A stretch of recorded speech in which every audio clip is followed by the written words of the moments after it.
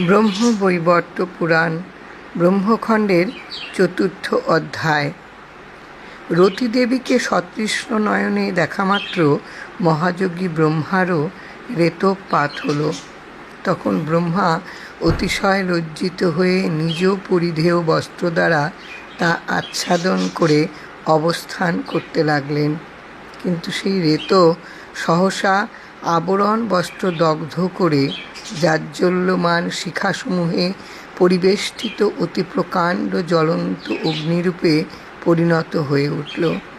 পরব্রহ্ম শ্রীকৃষ্ণ সেই অগ্নিকে ভয়ঙ্কর রূপে বর্ধিত হতে দেখে তৎক্ষণাৎ অবলীলাক্রমে মুখবিন্দু উদ্গার করে নিঃশ্বাস বায়ুর সঙ্গে জলের সৃষ্টি করলেন।